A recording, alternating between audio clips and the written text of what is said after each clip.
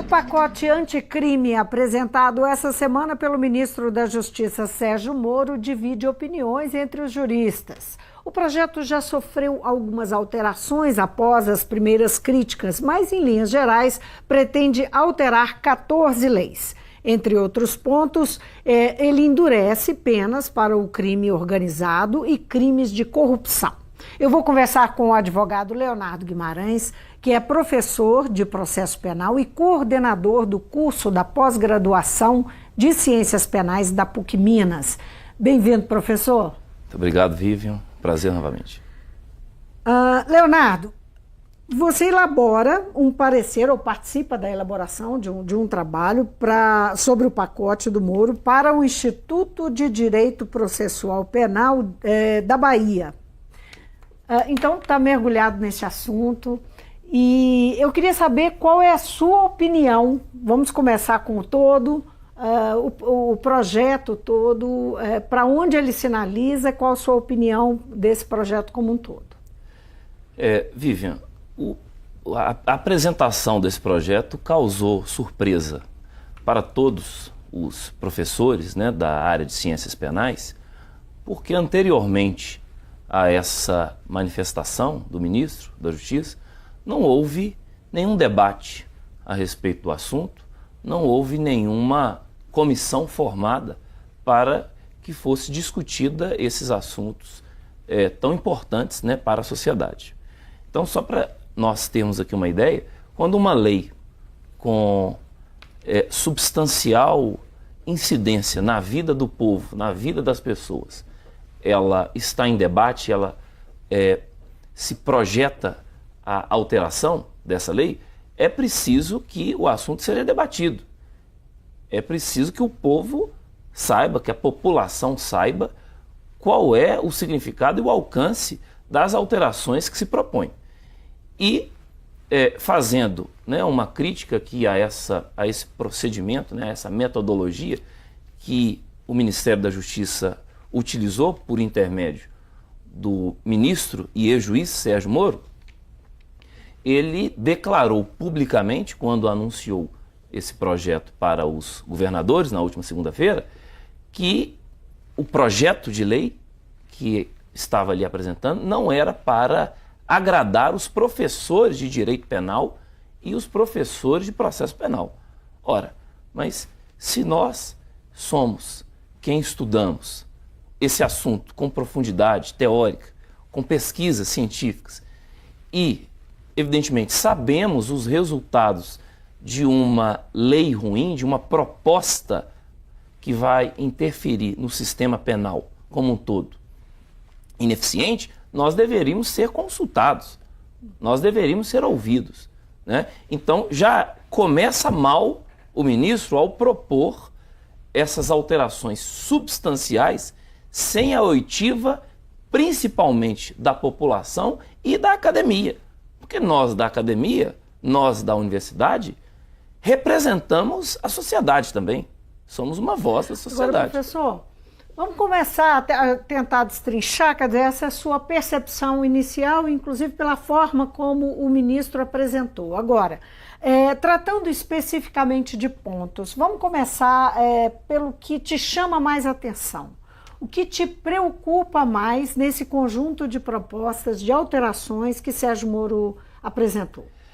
Vivian, o projeto ele está basicamente lastreado no recrudescimento do sistema penal. Então, até para que os telespectadores entendam, né, o que constitui esse sistema penal ao qual estou me referindo, eu posso dizer que há modificações no que se refere ao processamento dos casos, há modificações no que se refere à criação dos crimes, aumento de pena, e há modificações substanciais em relação à execução dessas penas. Então, nós temos aqui um tripé dentro do sistema penal. Processo mudou-se muito, inclusive na parte referente aos recursos. Direito penal alterou-se bastante, prevendo tipos penais novos, novas redações de crimes, e principalmente aumentando a pena de determinados delitos que já existem. E terceiro ponto, recrudesce a execução penal. Ou seja, na perspectiva que está sendo apresentada pelo Ministério da Justiça, a execução penal tem que ser mais dura. Ele alega, contrariando isso, porque os críticos vieram dizendo o seguinte, que apontando esse problema, que isso vai trazer um volume maior de pessoas presas, esse aumento de pena não vai resolver, aumentar, deixar a pessoa mais tempo na cadeia, não resolve, não socializa, não ressocializa as pessoas, enfim. Há, inclusive, advogados dizendo que o tráfico vai fazer exército de reserva, não é? Para suprir aí a ausência dos aprisionados. Mas a pergunta que se faz é o seguinte, isso pode trazer uma consequência para o sistema prisional, quer dizer, você enxerga esse encarceramento como um grande problema? Sim, esse é um problema, inclusive um problema que nós temos que assumir também a responsabilidade, Vivo. Porque uma lei apresentada com esse formato vai gerar um efeito. Esse efeito, nós já experimentamos esse tipo de remédio para já sabermos que vamos ter esse efeito. Por quê? Qual é o exemplo empírico que eu vou dar para que nós possamos entender que vai gerar um maior número de casos, uma maior quantidade de pessoas na prisão? Nós tivemos a Lei dos Crimes Hediondos aprovada e editada no ano de 1990, tornando hediondos determinados crimes, dentre os quais o homicídio qualificado. Essa lei, originalmente, Vivian, ela previu que, sendo qualificado como hediondo crime, o cumprimento da pena deveria se dar em regime integralmente fechado. Então essa lei, ela é de 90. Ela vigorou nesse formato até 2006. Estudos foram apresentados pela academia e por estudiosos da criminologia, mostrando que poderia ser tributada essa lei o grande encarceramento que se produziu nesse período. Por quê? Porque a pessoa que fosse acusada e condenada por um crime hediondo ficava preso durante toda a execução penal. Isso você gera um problema não só de custo para a execução penal, como também um problema de equipar, né, essas organizações que existem dentro dos presídios. Agora, o Moro se defende o projeto dizendo que isso é focado nas grandes lideranças do crime. Que o pacote prevê vai atingir um número pequeno, não vai atingir os soldados do crime. Essa fala tem que ser esclarecida aqui, né? Porque esse projeto, da maneira como foi apresentado, eu vou te dar aqui só 3 exemplos.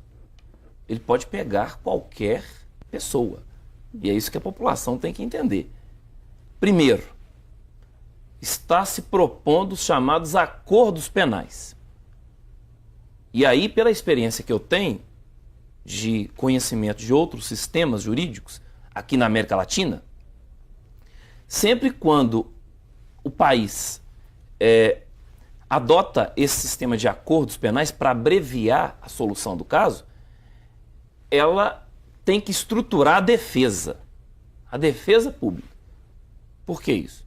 Porque só tem condições de se ter a isonomia e de se ter uma igualdade dentro de um procedimento, dentro de um processo, ainda que se fale em acordo, se eu tenho isonomia entre as partes, entre a acusação, Ministério Público e entre a defesa. Então, indaga-se, o projeto está propondo a estruturação das defensorias públicas? Não. Segundo ponto. E nós temos aí de se dizer que nós temos uma diferença entre Ministério Público e Defensoria, né? Diferença não só estrutural, né? Porque até pouco tempo atrás alguns estados não tinham Defensoria Pública.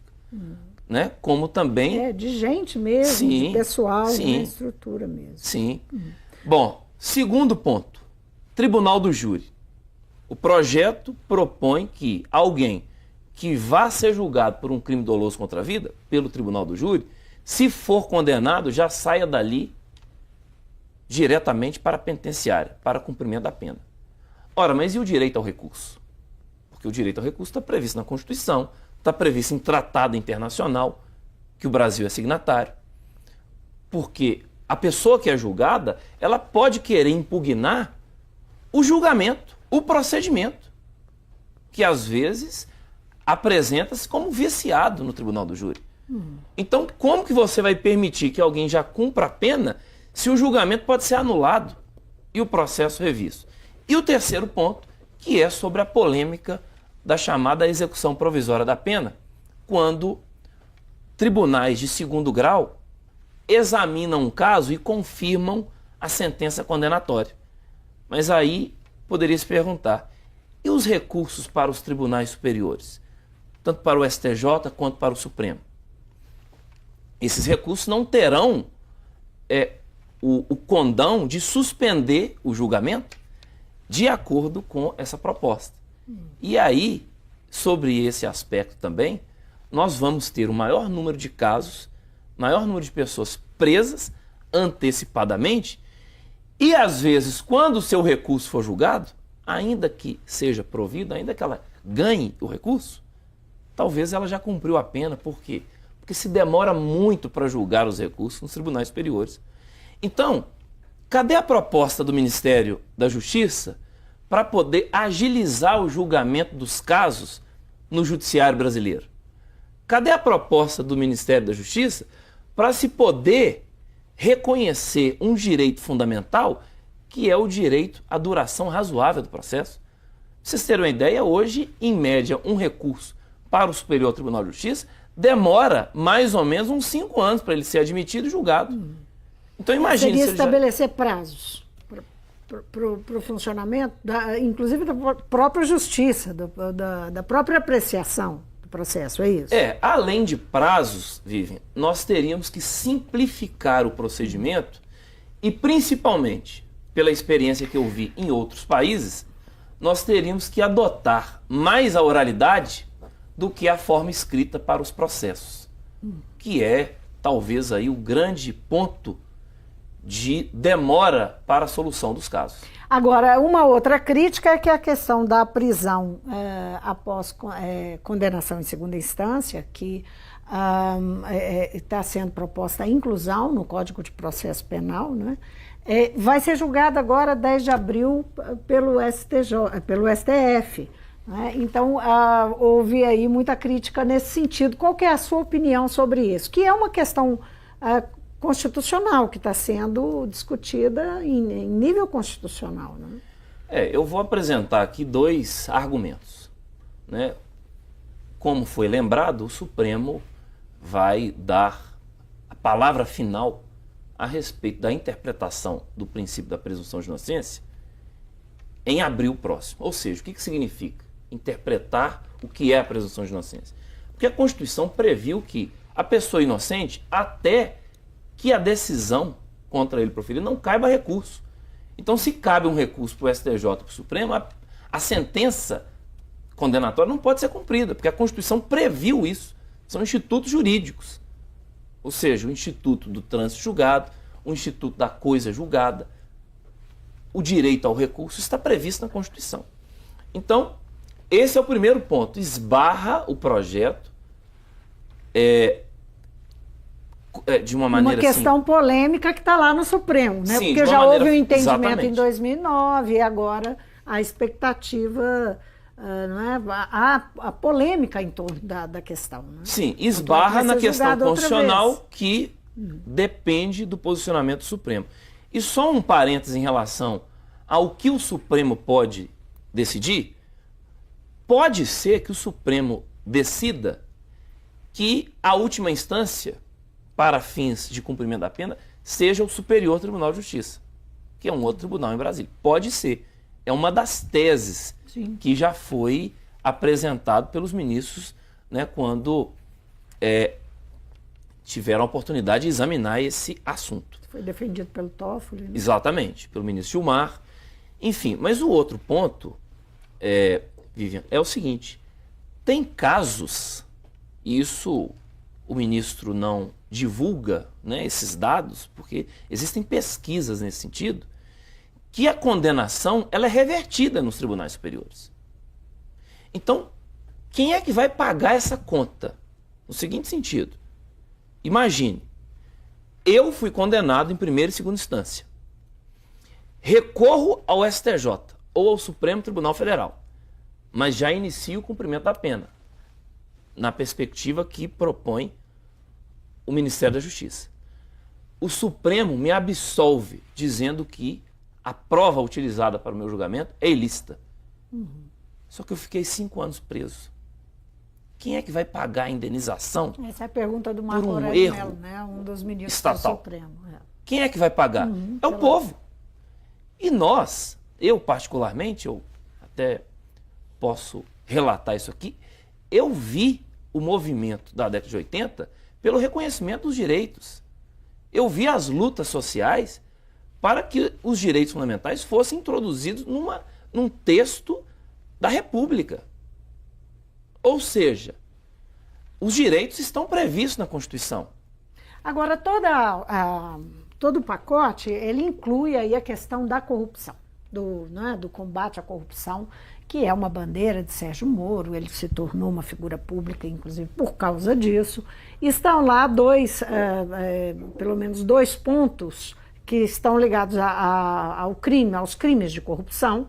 É a tipificação do Caixa 2 como crime, e o outro é o regime fechado para casos de corrupção com menos de 8 anos de pena. Como é que você enxerga esses pontos, não é? As chances que isso tem de passar, considerando aí enfim, o apelo que tem, né? O apelo público, da opinião pública. Isso é o que a doutrina, o que os pesquisadores, o que os professores de direito penal chamam de direito penal simbólico. Porque ele não ataca o problema, ele não altera a estrutura, ele não faz uma reforma administrativa de tal maneira a permitir que a burocracia não permita esses atos. Não se propõe, por outro lado, a reforma política, porque o foco dessas ações de corrupção, ou desses chamados crimes contra a administração pública, é atingir a classe política. E nós temos uma reforma política do sistema político. Então, veja, não adianta nada elevar a pena ou se utilizar desse discurso em que a mera previsão de uma pena alta vai desestimular a prática de condutas consideradas aí como criminosas. Isso